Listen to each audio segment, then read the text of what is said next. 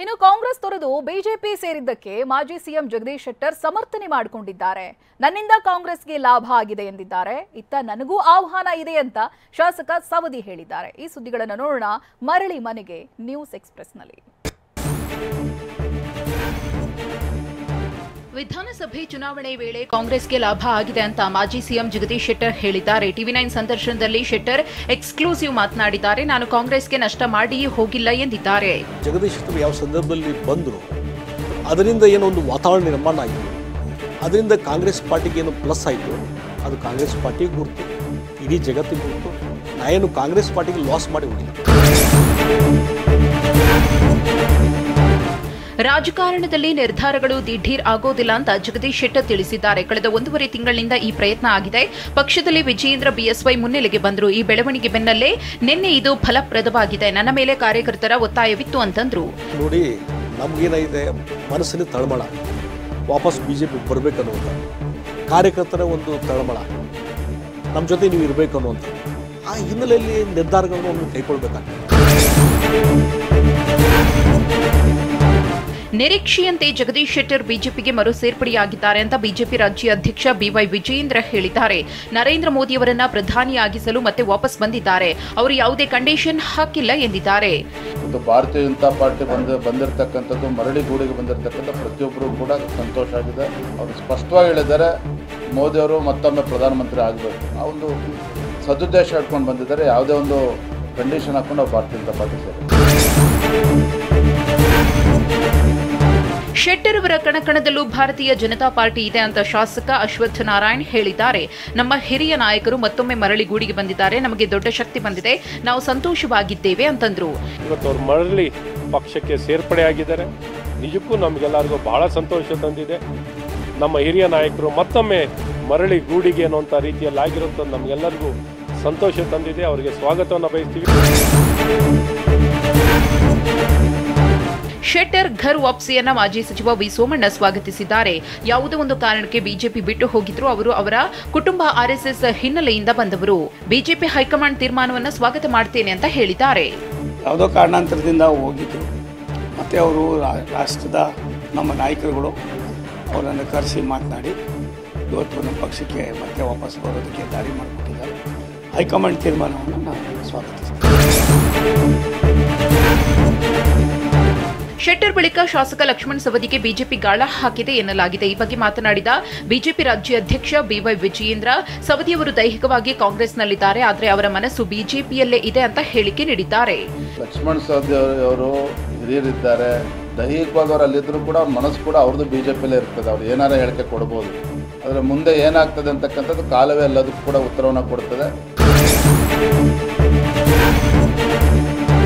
ಇನ್ನು ಬಿಜೆಪಿ ಸೇರ್ಪಡೆ ಬಗ್ಗೆ ಖುದ್ದು ಲಕ್ಷ್ಮಣ್ ಸವದಿ ಪ್ರತಿಕ್ರಿಯಿಸಿದ್ದಾರೆ. ಬಿಜೆಪಿಗೆ ಬರುವಂತೆ ನನಗೆ ಬಹಳಷ್ಟು ಒತ್ತಡ ಇದೆ. ಕಹಿ ಘಟನೆಗಳನ್ನ ಮರೆಯಬೇಕು ಅಂತಾನು ಹೇಳ್ತಿದ್ದಾರೆ ಅಂತ ಹೊಸ ಬಾಂಬ್ ಸಿಡಿಸಿದ್ದಾರೆ. ಬಹಳಷ್ಟು ಒತ್ತಡ ಇದೆ. ತಿರುಗಿ ಮರಳು ಮನೆಗೆ ಬರಬೇಕು ಅಂತಕ್ಕಂಥ ಬೇಡಿಕೆ ಇಟ್ಟಿದ್ದಾರೆ. ಏನೋ ಕೈ ಘಟನೆಗಳನ್ನು ಮರಿಬೇಕು ಅಂತಕ್ಕಂಥದ್ದು ಹೇಳ್ತಾ ಇದ್ದಾರೆ. ನನ್ನ ವಿಚಾರದಲ್ಲಿ ಯಾವುದೇ ಬದಲಾವಣೆ ಇಲ್ಲ.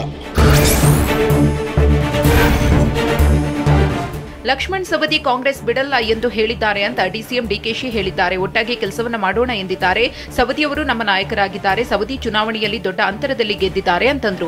ಅವರೇ ಪೇಪರ್ಗೆ ಏನು ನಿಮ್ಗೆ ಸ್ಟೇಟ್ಮೆಂಟ್ ಕೊಡಬೇಕು ಮಾಧ್ಯಮಕ್ಕೆ ಅವರು ನೇರವಾಗಿ ಅವರ ಮಾತಿನಲ್ಲೇ ನಾನೇನು ಪಕ್ಕದಲ್ಲಿದ್ದೆ ಅವರೇ ವೈಯಕ್ತಿಕವಾಗಿ ನೀವೆಲ್ಲ ಹೋಗಿ ಭೇಟಿ ಮಾಡಿದಾಗ ಕೊಟ್ಟಿದ್ದಾರೆ. You will be an asset to the party, you will be a leader to the party. He is been elected with a very big margin. ಶಾಸಕ ಲಕ್ಷ್ಮಣ್ ಸವದಿ ಬಗ್ಗೆ ಸಚಿವ ಎಂಬಿ ಪಾಟೀಲ್ ಮಾತನಾಡಿದ್ದಾರೆ. ಒಬ್ಬರು ಹೋಗಿದ್ದಾರೆ ಎಂದು ಮತ್ತೊಬ್ಬರ ಹೆಸರನ್ನ ಅವರಿಗೆ ಜೋಡಿಸುವುದು ತಪ್ಪು. ಸವದಿ ಉಪಮುಖ್ಯಮಂತ್ರಿಯಾಗಿದ್ದವರು. ಜಗದೀಶ್ ಶೆಟ್ಟರ್ ಮಾಡಿದಂತೆ ಲಕ್ಷ್ಮಣ್ ಸವದಿ ಮಾಡುವುದಿಲ್ಲ ಎಂಬ ವಿಶ್ವಾಸವಿದೆ ಅಂತಂದ್ರು.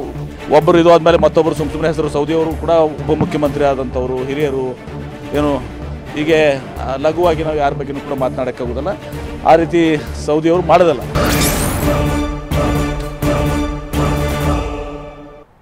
ಪಕ್ಷಕ್ಕೆ ಸೇರಿಸಿಕೊಳ್ಳೋ ಮುನ್ನ ಯೋಚಿಸಬೇಕು ಅಂತ ಮಲ್ಲಿಕಾರ್ಜುನ್ ಖರ್ಗೆ ಕೈ ನಾಯಕರಿಗೆ ಎಚ್ಚರಿಸಿದ್ದಾರೆ. ಅವರು ಬಿಟ್ಟು ಹೋಗಿದ್ದಕ್ಕೆ ನಮಗೇನು ನಷ್ಟ ಇಲ್ಲ ಅಂತ ಕಾಂಗ್ರೆಸ್ ನಾಯಕರು ಗರಂ ಆಗಿದ್ದಾರೆ. ಈ ಸುದ್ದಿಗಳನ್ನು ನೋಡೋಣ ಶೆಟ್ಟರ್ ಮೇಲೆ ಸಿಟ್ಟು ನ್ಯೂಸ್ ಎಕ್ಸ್‌ಪ್ರೆಸ್‌ನಲ್ಲಿ. ಮಾಜಿ ಸಿಎಂ ಜಗದೀಶ್ ಶೆಟ್ಟರ್ ವಿಚಾರವಾಗಿ ಕಾಂಗ್ರೆಸ್ ರಾಷ್ಟ್ರೀಯ ಅಧ್ಯಕ್ಷ ಮಲ್ಲಿಕಾರ್ಜುನ ಖರ್ಗೆ ನಾಯಕರಿಗೆ ಚಾಟಿ ಬೀಸಿದ್ದಾರೆ. ಪಕ್ಷಕ್ಕೆ ಯಾರನ್ನಾದರೂ ಸೇರಿಸಿಕೊಳ್ಳುವಾಗ ಯೋಚಿಸಬೇಕು. ಪಕ್ಷಕ್ಕೆ ಸೇರಿಸಿಕೊಳ್ಳುವ ಮುನ್ನ ಅವರ ಹಿನ್ನೆಲೆ, ಸಿದ್ಧಾಂತ ಏನೆಂದು ಅರಿತುಕೊಳ್ಳಬೇಕೆಂದು ತಾಕೀತು ಮಾಡಿದ್ದಾರೆ. ಹೀಗಿರಬಾರ್ದು, ಇವತ್ತು ಬಂದ್ರು ನಾಳೆ ಹೋದ್ರು ಇರಬಾರ್ದು. ಹಾಗೆ ನೀವು ಪಕ್ಷದಲ್ಲಿ ಯಾರಿಗೆ ತಗೊಳ್ಬೇಕು ಅದರ ಬಗ್ಗೆನೂ ನೀವು ಸರಿಯಾಗಿ ಯೋಚನೆ ಮಾಡಬೇಕು. ಕಾಂಗ್ರೆಸ್ಗೆ ಕೈ ಕೊಟ್ಟಿದ್ದಕ್ಕೆ ಶೆಟ್ಟರ್ ವಿರುದ್ಧ ಡಿಸಿಎಂ ಡಿಕೆಶಿ ಕಿಡಿಕಾರಿದ್ದಾರೆ. ಅಲ್ಪಸಂಖ್ಯಾತ ಸಮುದಾಯ ಶೆಟ್ಟರ್ ಅನ್ನ ಒಪ್ಪಿರಲಿಲ್ಲ, ಕಾರ್ಯಕರ್ತರು ಶೆಟ್ಟರ್ ಹೋಗಿದ್ದೇ ಒಳ್ಳೆಯದು ಎಂದಿದ್ದಾರೆ ಅಂತಂದ್ರು. ಎಲ್ಲ ಕಾರ್ಯಕರ್ತರು ಹೇಳೋದು, ನಮ್ಗೆ ಅವ್ರು ಹೋಗಿದ್ದೇ ನಮ್ಗೆ ಒಳ್ಳೇದಾಯ್ತು, ನಮ್ಮ ಪಕ್ಷನ ಕಟ್ಟಲಿಕ್ಕೆ ನಮ್ಗೆ ಬಹಳ ಒಳ್ಳೇದಾಯ್ತು, ಇಲ್ಲ ನಮ್ಗೆ ಮುಜುಗರ ಆಗ್ತಿತ್ತು, ನಮ್ಮ ಮೈನಾರಿಟೀಸು ಬೇರೆ ಬೇರೆಯವರು ಬ್ಯಾಕ್ವರ್ಡ್ ಕ್ಲಾಸವ್ರನ್ನ ಯಾವ ಕಾರಣಕ್ಕೂ ಒಪ್ತಿರ್ಲಿಲ್ಲ ಅನ್ನೋದನ್ನ ಅವರು ನಮ್ಮ ಸ್ಥಳೀಯರು ಹೇಳಿದ್ದಾರೆ. ಕಾಂಗ್ರೆಸ್ ಸಮುದ್ರವಿದ್ದಂತೆ, ಬರ್ತಾರೆ ಹೋಗ್ತಾರೆ ಅಂತ ಕೆಪಿಸಿಸಿ ಅಧ್ಯಕ್ಷ ಡಿಕೆ ಶಿವಕುಮಾರ್ ಕೆಂಡಾಮಂಡಲರಾಗಿದ್ದಾರೆ. 100 ಜನ ಬರ್ತಾರೆ, 100 ಜನ ಹೋಗ್ತಾರೆ. ಶೆಟ್ಟರ್ ಇದನ್ನು ಗಮನದಲ್ಲಿಟ್ಟುಕೊಳ್ಳಲಿ ಎಂದು ಕಿಡಿಕಾರಿದ್ದಾರೆ. ಜಗದೀಶ್ ಶೆಟ್ಟರ್ ಅವರು ನಮ್ಮ ಪಕ್ಷಕ್ಕೆ ಬಂದಿರ್ಬೋದು, ಪಕ್ಷದಿಂದ ಹೋಗ್ತಾ ಇರ್ಬೋದು, ರಾಜೀನಾಮೆ ಕೊಟ್ಟಿರ್ಬೋದು. ಕಾಂಗ್ರೆಸ್ ಪಕ್ಷ ಒಂದು ದೊಡ್ಡ ಸಮುದ್ರ ಇದ್ದಂಗೆ. 100 ಜನ ಕಾಂಗ್ರೆಸ್ ಪಕ್ಷಕ್ಕೆ ಬರ್ತಾರೆ, 100 ಜನ ಬಿಡ್ಬೋದು, 100 ಜನ ಹೋಗ್ಬೋದು. ಕಾಂಗ್ರೆಸ್ ಪಕ್ಷ ಯಾರು ಏನು ಮಾಡಲಿಕ್ಕೆ ಸಾಧ್ಯ ಇಲ್ಲ. ಜಗದೀಶ್ ಶೆಟ್ಟರ್ ವಿರುದ್ಧ ಎಂಬಿ ಪಾಟೀಲ್ ವಾಗ್ದಾಳಿ ನಡೆಸಿದ್ದಾರೆ. ಬಿಜೆಪಿ ಟಿಕೆಟ್ ಕೊಡದಿದ್ದಾಗ ನಾವು ಟಿಕೆಟ್ ಕೊಟ್ವಿ, ಸೋತ ಮೇಲೂ ವಿಧಾನ ಪರಿಷತ್ ಸದಸ್ಯರನ್ನ ಮಾಡಿದ್ವಿ, ಇಷ್ಟೆಲ್ಲ ಗೌರವ ಕೊಟ್ಟ ಮೇಲೂ ವಾಪಸ್ ಹೋಗಿದ್ದಾರೆ. ಇದು ಅವರ ವ್ಯಕ್ತಿತ್ವಕ್ಕೆ ಚ್ಯುತಿ ಬರುತ್ತಿದೆ, ನಮಗೇನು ಹಾನಿ ಇಲ್ಲ ಅಂತ ಕಿಡಿಕಾರಿದ್ರು. ಈಗ ಅವರು ಯಾಕೆ 8 ತಿಂಗಳಲ್ಲಿ ಇವತ್ತು ಅವರು ಮತ್ತೆ ಬಿಜೆಪಿಗೆ ಹೋಗಿದ್ದಾರೆ, ಅವ್ರು ಹೇಳಬೇಕಾಗ್ತದೆ. ಅವ್ರ ವ್ಯಕ್ತಿತ್ವಕ್ಕೆ ಶೋಭೆ ತರುವಂಥದ್ದಲ್ಲ ಇವತ್ತೊಂದು ದಿವಸ. ಅವ್ರ ಕಾರಣ ಏನಿದೆ ಗೊತ್ತಿಲ್ಲ ನನಗೆ. ಅವ್ರು ಹೇಳ್ಬೇಕು, ಏನು ಒತ್ತಡ ಇತ್ತಾ, ಅಮಿತ್ ಶಾ ಇತ್ತಾ? ಕಾಂಗ್ರೆಸ್ ಪಕ್ಷ ಸಮುದ್ರ ಇದ್ದಂತೆ, ಶೆಟ್ಟರ್ ಹೋಗಿದ್ದಕ್ಕೆ ಏನೂ ಹೆಚ್ಚು ಕಡಿಮೆ ಆಗಿಲ್ಲ ಅಂತ ಸಚಿವ ಎಚ್.ಕೆ. ಪಾಟೀಲ್ ವಾಗ್ದಾಳಿ ನಡೆಸಿದ್ದಾರೆ. ತತ್ವ ಸಿದ್ಧಾಂತ, ಜನಪರ ಕಾರ್ಯಕ್ರಮದ ಮೂಲಕ ಸಂಘಟನೆಗೆ ಶಕ್ತಿ ಇದೆ ಅಂತ ಶೆಟ್ಟರ್ ವಿರುದ್ಧ ಗುಡುಗಿದ್ರು. ಕಾಂಗ್ರೆಸ್ ಪಕ್ಷ ಸಮುದ್ರದಲ್ಲಿ ಜಗದೀಶ್ ಶೆಟ್ಟರ್ ಬಂದರೂ ಏನು ಒಮ್ಮಕ್ಕಳೇ ಉಕ್ಕೇರಿ ಬಂದಿದ್ದಿಲ್ಲ, ಜಗದೀಶ್ ಶೆಟ್ಟರ್ ಹೋದರೂ ಏನೂ ಹೆಚ್ಚು ಕಡಿಮೆ ಆಗಲ್ಲ. ಶೆಟ್ಟರ್ರಿಂದ ನಮಗೆ ಲಾಭನೂ ಇಲ್ಲ, ನಷ್ಟನೂ ಇಲ್ಲ ಅಂತ ಸಚಿವ ಚೆಲುವರಾಯಸ್ವಾಮಿ ಹೇಳಿದ್ದಾರೆ. ನನಗೆ ನೋವಾಗಿದೆ ಎಂದು ಬಿಜೆಪಿಯಿಂದ ಬಂದರು, ಚುನಾವಣೆಯಲ್ಲಿ ಸೋತರು, ಎಂಎಲ್ಸಿ ಮಾಡಿದ್ರು, ಇಷ್ಟೆಲ್ಲ ಮಾಡಿದ್ರು ವಾಪಸ್ ಅಲ್ಲಿಗೆ ಹೋಗಿದ್ದಾರೆ. ಇದನ್ನು ರಾಜ್ಯದ ಜನತೆಯ ಆದೇಶಕ್ಕೆ ಬಿಡೋಣ ಎಂದಿದ್ದಾರೆ. ಈಗ ಜಗದೀಶ್ ಶೆಟ್ಟರಿಂದ ನಮಗೆ ಲಾಭನೂ ಇಲ್ಲ, ನಷ್ಟನೂ ಇಲ್ಲ. ನಾವೇನು ಅವರನ್ನು ಬಪ್ಪಾಯಿಲಿ ಅಂತ ಕರೆದಿರಲಿಲ್ಲ. ಅವರಾಗ ಅವರು ಅಲ್ಲಿ ನೋವಾಗಿ ಬಂದವರೆ, ತಿರ್ಗಿ ವಾಪಸ್ ಅಲ್ಲಿ ಹೋಗಿದ್ದಾರೆ. ಬಿಜೆಪಿಯಲ್ಲಿ ನಾಯಕತ್ವದ ಕೊರತೆ ಎದ್ದು ಕಾಣ್ತಿದೆ, ಅದಕ್ಕಾಗಿ ಯಾರೇ ಬಂದರೂ ತಗೋತಿದ್ದಾರೆ ಅಂತ ಸಚಿವ ಪ್ರಿಯಾಂಕ್ ಖರ್ಗೆ ವ್ಯಂಗ್ಯವಾಡಿದ್ದಾರೆ. ಶೆಟ್ಟರ್ ಬರೋದ್ರಿಂದ ಪ್ಲಸ್ ಮೈನಸ್ ಏನೂ ಇಲ್ಲ, ಹಿರಿಯ ನಾಯಕರು ಅಂತ ಸೇರಿಸಿಕೊಂಡಿದ್ದೆವು, ಶೆಟ್ಟರ್ ಸೇರ್ಪಡೆ ಹಿಂದೆ ಐಟಿ ಇಡಿ ಇರಬಹುದು ಅಂತಂದ್ರು. ಅವ್ರ ಕೈ ಏನು ಐಟಿ ಬಲ ಬಂದಿರ್ಬೇಕು, ಅವ್ರ ಕೈಗೂ ಇದು ಹೇಳಕ್ಕ. ಈಗ ಸ್ಟಾರ್ ಕ್ಯಾಂಪೇನರ್ಸ್ ಯಾರ್ರೀ ಬಿಜೆಪಿಗೆ? CBI, IT, ED ಅವರೇ ಸ್ಟಾರ್ ಕ್ಯಾಂಪೇನರ್ಸು. ಸಚಿವ ಪ್ರಿಯಾಂಕ್ ಖರ್ಗೆ ಮಾತನ್ನೇ ಸಚಿವ ಆರ್.ಬಿ. ತಿಮ್ಮಾಪುರ ಪುನರುಚ್ಚರಿಸಿದ್ದಾರೆ. ಜಗದೀಶ್ ಶೆಟ್ಟರ್ಗೆ ಇಡಿ ಐಟಿ ಭಯ ಇರಬೇಕು, ಶೆಟ್ಟರ್ ಅವರಿಗೆ ಭಯ ಇದೆಯೋ ಏನೋ ಗೊತ್ತಿಲ್ಲ, ಬಂದಿದ್ಯಾಕೆ ಹೋಗಿದ್ಯಾಕೆ ಅಂತ ಜನರಿಗೆ ಹೇಳಬೇಕು ಅಂತಂದ್ರು. ಇಲ್ಲ, ಅದೇನೋ ಒಂದು ಭಯ ಇರಬೇಕೇನೋ, ಅಥವಾ ಮತ್ತೊಂದೇನು ಇಡಿ ಇದು ಐಟಿದಿಂಗೇನೋ ಇರುತ್ತೆ. ಅದನ್ನು ಜನತೆಗೆ ಏನು ಹೇಳಿಲ್ಲ. ಅವರು ಯಾಕೆ ಹೋಗಿದಾರನ್ನೋ ಜನತೆಗೆ ಅವ್ರು ಹೇಳಬೇಕು. ನಮ್ಮ ಕಾರ್ಯಕರ್ತರು ತ್ಯಾಗ ಮಾಡಿ ರಾತ್ರಿ ಹಗಲು ದುಡಿದಿದ್ರು ಶೆಟ್ಟರ್ಗೆ ಟಿಕೆಟ್ ಕೊಟ್ಟಿದ್ವಿ ಅಂತ ಸಚಿವೆ ಲಕ್ಷ್ಮೀ ಹೆಬ್ಬಾಳ್ಕರ್ ಹೇಳಿದ್ದಾರೆ. ಶೆಟ್ಟರ್ ಕಾಂಗ್ರೆಸ್ ಬಿಟ್ಟಿರುವುದು ನಮಗೆ ದಿಗ್ಭ್ರಮೆ ತಂದಿದೆ. ಶೆಟ್ಟರ್ ಕಾಂಗ್ರೆಸ್ಗೆ ಬಂದದ್ದು ಯಾಕೆ, ಹೋದದ್ದು ಯಾಕೆ ಅಂತ ಪ್ರಶ್ನಿಸಿದ್ದಾರೆ. ಯಾವುದೇ ರೀತಿಯಾದಂಥ ತೊಂದರೆ ಏನು ಇರಲಿಲ್ಲ. ಯಾಕೆ ವಾಪಸ್ ಹೋಗಿದ್ದಾರೆ ಅಂತೆ ನನಗಂತರೂ ನನಗೆ ದಿಗ್ಭ್ರಮೆ ಇದೆ. ಬಂದರೆ ಯಾಕೆ, ಹೋದರೆ ಯಾಕೆ?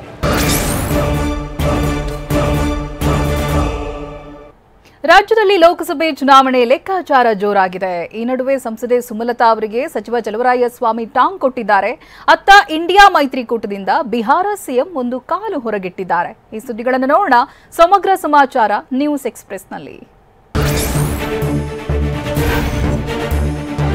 ಸಂವಿಧಾನ ಇಲ್ಲದಿದ್ದರೆ ಪ್ರಜಾಪ್ರಭುತ್ವ ಉಳಿಸಿಕೊಳ್ಳಲು ಆಗ್ತಿರಲಿಲ್ಲ ಅಂತ ಎಐಸಿಸಿ ಅಧ್ಯಕ್ಷ ಮಲ್ಲಿಕಾರ್ಜುನ ಖರ್ಗೆ ಹೇಳಿದ್ದಾರೆ. ಸಮಾನತೆ, ಭ್ರಾತೃತ್ವತೆ, ಜಾತ್ಯತೀತ ತತ್ವ ಇದೆಲ್ಲ ಕೂಡಿ ಸಂವಿಧಾನವಾಗಿದೆ. ಆರ್ಎಸ್ಎಸ್ ಮತ್ತು ಬಿಜೆಪಿ ಇವತ್ತು ಸಂವಿಧಾನ ಬದಲಾವಣೆ ಮಾಡಬೇಕು ಎಂಬ ಬಹಳ ದೊಡ್ಡ ಕುತಂತ್ರ ಮಾಡ್ತಿದೆ ಅಂತ ಹೇಳಿದ್ರು.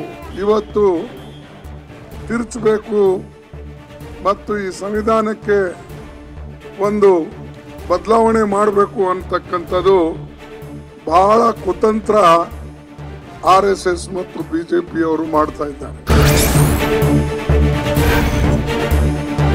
ಕೋಮುವಾದಿ ಶಕ್ತಿಗಳ ಹುಟ್ಟಡಗಿಸಲು ನಮ್ಮ ಸರ್ಕಾರ ಸನ್ನದ್ಧವಾಗಿದೆ ಅಂತ ಸಿಎಂ ಸಿದ್ದರಾಮಯ್ಯ ಹೇಳಿದ್ದಾರೆ. ಧರ್ಮಗಳ ಆಧಾರದಲ್ಲಿ ಸಮಾಜ ವಿಭಜಿಸುವ ಹುನ್ನಾರಕ್ಕೆ ಜನತೆ ಬಲಿಯಾಗಬಾರದು. ಜನಪ್ರತಿನಿಧಿಗಳು ವೈಫಲ್ಯ ಮುಚ್ಚಿಹಾಕಲು ಜಾತಿ, ಧರ್ಮಗಳಂತಹ ಭಾವನಾತ್ಮಕ ವಿಷಯಗಳನ್ನು ದುರ್ಬಳಕೆ ಮಾಡುತ್ತಿದ್ದಾರೆ. ಇದು ಸಂವಿಧಾನಕ್ಕೆ ಬಗೆಯುವ ದ್ರೋಹವಾಗಿದೆ ಅಂತ ವಾಗ್ದಾಳಿ ನಡೆಸಿದ್ರು. ಎಲ್ಲರ ನಡುವೆ ಭ್ರಾತೃತ್ವವನ್ನು ಉದ್ದೀಪನಗೊಳಿಸುವುದೇ ಸಂವಿಧಾನದ ಮೂಲ ಆಶಯವಾಗಿದೆ. ಕಾಂಗ್ರೆಸ್ ನನ್ನನ್ನು ಕರೆಯುತ್ತಿದ್ದಾರೆ ಎಂದಿದ್ದ ಸಂಸದೆ ಸುಮಲತಾ ಹೇಳಿಕೆಗೆ ಸಚಿವ ಚಲುವರಾಯಸ್ವಾಮಿ ಟಾಂಗ್ ಕೊಟ್ಟಿದ್ದಾರೆ. ಸುಮಲತಾ ಅವರು ನಮ್ಮನ್ನ ಕೇಳಿಲ್ಲ, ನಾವಂತೂ ಅವರನ್ನ ಪಕ್ಷಕ್ಕೆ ಕರೆದಿಲ್ಲ. ಕಾಂಗ್ರೆಸ್ ಆಹ್ವಾನವಿತ್ತು ಎಂದು ಸುಮಲತಾ ಹೇಳಿದ್ದಾರೆ. ಆದರೆ ಆಹ್ವಾನ ಕೊಟ್ಟವರು ಯಾರು ಎಂದು ಹೇಳಿಲ್ಲ ಅಂತ ಹೇಳಿದ್ರು. ಕಾಂಗ್ರೆಸ್ನವರು ನನ್ನನ್ನು ಕರೆದಿದ್ರು ಅಂತ ಹೇಳೋರು ಯಾರು ನನಗೆ ಗೊತ್ತಿಲ್ಲ. ನನಗೆ ನಮ್ಮ ಜಿಲ್ಲೆಯವರಾಗಲಿ, ನಮ್ಮ ರಾಜ್ಯದವರಾಗಲಿ, ನಮ್ಮ ಹತ್ರ ರಾಷ್ಟ್ರದ ನಾಯಕರಾಗಲಿ ಇಲ್ಲಿವರೆಗೆ ಯಾವುದೇ ವಿಚಾರ ಮಾತಾಡಿಲ್ಲ. ಅಮಿತ್ ಶಾ ಭೇಟಿ ಮಾಡಿದಾಗ ರಾಜ್ಯಸಭಾ ಸ್ಥಾನ ಕೊಡಿ ಎಂದು ವಿನಂತಿ ಮಾಡಿದ್ದೆ ಅಂತ ಮಾಜಿ ಸಚಿವ ವೈ ಸೋಮಣ್ಣ ಹೇಳಿದ್ದಾರೆ. ಈಗ ತುಮಕೂರು ಲೋಕಸಭೆಗೆ ನಿಲ್ಲುವುದು ಸೂಕ್ತ ಎಂಬ ಮಾತನ್ನ ಅಲ್ಲಲ್ಲಿ ಹೇಳ್ತಿದ್ದಾರೆ ಅಂತಂದ್ರು. ನನಗೆ ಕೇಳಿದ್ರು, ನಾನು ರಾಜ್ಯಸಭಾ ಕೊಡಿ ಅಂತ ವಿನಂತಿ ಮಾಡಿದ್ದೆ. ಅದಕ್ಕೆ ಏನು ಮಾಡುತ್ತೀನಿ ಅಂತ ನನ್ನ ಕರ್ತವ್ಯನೂ ಕೂಡ ಹೇಳಿದ್ದೆ. ನೀವು ತುಮಕೂರಿಗೆ ಲೋಕಸಭೆಗೆ ನಿಂತ್ಕೊಳ್ಳೋದಂದರೆ ಒಳ್ಳೆಯದು ಅನ್ನೋ ಮಾತನ್ನು ಹೇಳ್ತಾ ಇದ್ದಾರೆ. ನಾನು ಅದಕ್ಕೆ ಅವ್ರು ಹೇಳಿದ್ದೀನಿ, ಹೈಕಮಾಂಡ್ ಏನು ತೀರ್ಮಾನ ಮಾಡ್ತದೋ ಆ ತೀರ್ಮಾನಕ್ಕೆ ನಾವು ಬದ್ಧರಾಗಿರ್ತೀವಿ.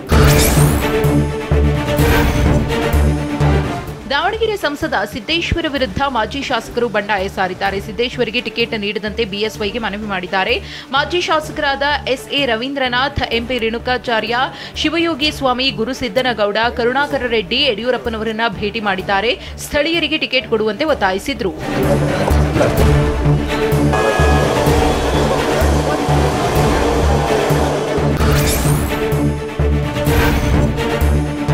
ಬಿಹಾರದಲ್ಲಿ ಜೆಡಿಯು ಬಿಜೆಪಿ ಮೈತ್ರಿ ಸರ್ಕಾರ ಅಧಿಕಾರದ ಚುಕ್ಕಾಣಿ ಹಿಡಿಯೋದು ಪಕ್ಕಾ ಆಗಿದೆ ಎನ್ನಲಾಗುತ್ತಿದೆ. ಸಮ್ಮಿಶ್ರ ಸರ್ಕಾರದ ಮುಖ್ಯಮಂತ್ರಿಯಾಗಿ ನಿತೀಶ್ ಕುಮಾರ್ ಜನವರಿ 28ರಂದು ಪ್ರಮಾಣ ವಚನ ಸ್ವೀಕರಿಸುವ ಸಾಧ್ಯತೆ ಇದೆ. ಬಿಜೆಪಿ ಮುಖಂಡ ಸುಶೀಲ್ ಮೋದಿ ಉಪಮುಖ್ಯಮಂತ್ರಿಯಾಗುವ ಸಾಧ್ಯತೆ ಇದೆ ಎಂದು ಮೂಲಗಳು ತಿಳಿಸಿವೆ.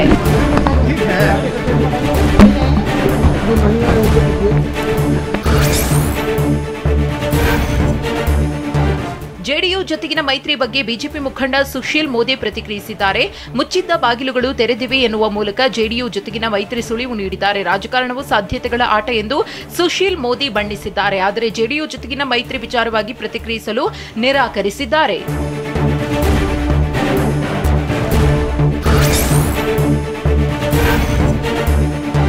ಇಂಡಿಯಾ ಮೈತ್ರಿಕೂಟದಲ್ಲಿ ನಿತೀಶ್ ಕುಮಾರ್ ಇದ್ದಿದ್ರೆ ಪ್ರಧಾನಿ ಆಗಬಹುದಿತ್ತು ಎಂದು ಎಸ್ಪಿ ನಾಯಕ ಅಖಿಲೇಶ್ ಯಾದವ್ ಹೇಳಿದ್ದಾರೆ. ಅವರೇ ಮುಂದೆ ಬಂದು ಮೈತ್ರಿಕೂಟ ರಚಿಸಿದ್ರು ಎಂದು ಹೇಳಿದ್ದಾರೆ.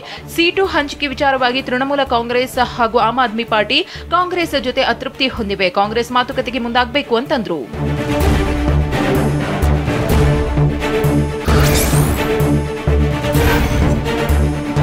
ಕಾಂಗ್ರೆಸ್ ನಾಯಕ ರಾಹುಲ್ ಗಾಂಧಿಯವರ ಭಾರತ್ ಜೋಡೋ ನ್ಯಾಯ ಯಾತ್ರೆಯನ್ನ ಆಪ್ ವ್ಯಂಗ್ಯವಾಡಿದೆ. ಲೋಕಸಭಾ ಚುನಾವಣೆಗೆ ಕೆಲವು ದಿನಗಳು ಬಾಕಿ ಇರುವಾಗಲೇ ರಾಹುಲ್ ಗಾಂಧಿ ಪಿಕ್ನಿಕ್ ಮಾಡುತ್ತಿದ್ದಾರೆ ಎಂದು ಲೇವಡಿ ಮಾಡಿದೆ. 2024ರ ಚುನಾವಣೆಗೆ ರಾಹುಲ್ ಗಾಂಧಿ ಸಿದ್ಧವಾಗ್ತಿದ್ದಾರೆ ಎಂದು ಆಪ್ ಪ್ರಶ್ನಿಸಿದೆ. ಪ್ರೀತಿ ಅಂಗಡಿ ತೆರೆಯಲ್ಲ, ಬದಲಾಗಿ ವಿಪಕ್ಷಗಳ ಅಂತ್ಯ ಎಂದು ಎಚ್ಚರಿಕೆ ನೀಡಿದೆ.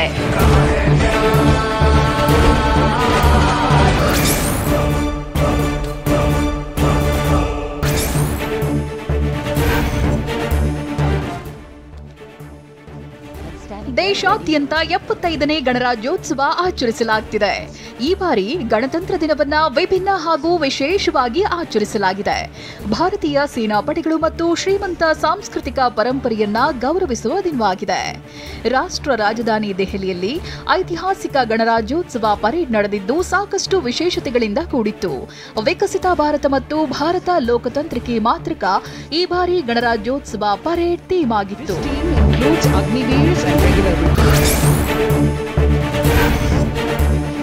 ಬೆಳಗ್ಗೆ 10:30ಕ್ಕೆ ಆರಂಭವಾದ ಪರೇಡ್ಗೆ ರಾಷ್ಟ್ರಪತಿ ದ್ರೌಪದಿ ಮುರ್ಮು ಚಾಲನೆ ನೀಡಿದ್ರು.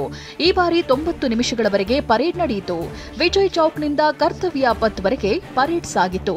ಭೂಸೇನೆ, ನೌಕಾ, ವಾಯುಸೇನೆಯಿಂದ ಪ್ಯಾರಾಮಿಲಿಟರಿ ಪಡೆಗಳಿಂದ ಪರೇಡ್ ನಡೆಯಿತು. ಮುಖ್ಯ ಯುದ್ಧ ಟ್ಯಾಂಕ್ करम शौर्य विजय contingent from the tri-services led by Captain Sandhya of the military police. ದೆಹಲಿಯಲ್ಲಿ ನಡೆದ ಗಣರಾಜ್ಯೋತ್ಸವದಲ್ಲಿ 2 ರಫೇಲ್ ವಿಮಾನಗಳ ಶಕ್ತಿ ಪ್ರದರ್ಶನ ನಡೆಯಿತು. ವಾಯುಸೇನೆ ಯುದ್ಧ ವಿಮಾನಗಳ ಕಸರತ್ತು ರೋಮಾಂಚನವಾಗಿತ್ತು. ಅತ್ಯಾಧುನಿಕ ಕ್ಷಿಪಣಿಗಳು, ಯುದ್ಧ ಟ್ಯಾಂಕರ್ಗಳು, ಯುದ್ಧ ವಿಮಾನಗಳ ಪ್ರದರ್ಶನ ನಡೆಯಿತು. ಪರೇಡ್ನಲ್ಲಿ ಫ್ರೆಂಚ್ ಮಿಲಿಟರಿ ತಂಡ ಕೂಡ ಭಾಗಿಯಾಗಿದ್ದು ವಿಶೇಷವಾಗಿತ್ತು. ಟ್ಯಾಂಕ್ T-90, ಕ್ಷಿಪಣಿ ನಿಗ್ರಹ ಟ್ಯಾಂಕರ್, ಪಿನಾಕಾ, ಬಹು rocket launchers, weapon locating radar system ಕಣ್ಮನ ಸೆಳೆದವು.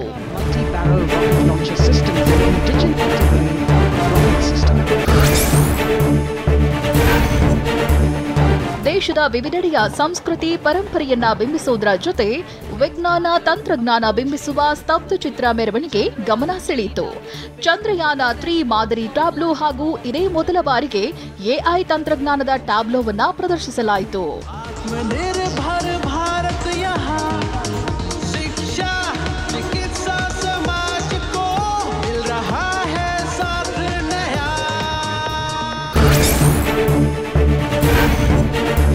ಬೆಂಗಳೂರಿನಲ್ಲಿಯೂ ಗಣತಂತ್ರ ಹಬ್ಬದ ಸಂಭ್ರಮ ಮನೆ ಮಾಡಿತ್ತು.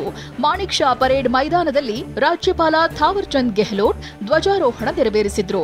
ಮುಖ್ಯಮಂತ್ರಿ ಸಿದ್ದರಾಮಯ್ಯ ಮತ್ತು ಡಿಸಿಎಂ ಡಿಕೆ ಶಿವಕುಮಾರ್ ಸೇರಿ ಹಲವು ಗಣ್ಯರು ಭಾಗಿಯಾಗಿದ್ರು. ಮೈದಾನ ಮಧುವಣಗಿತ್ತಿಯಂತೆ ಸಿಂಗಾರಗೊಂಡಿತ್ತು.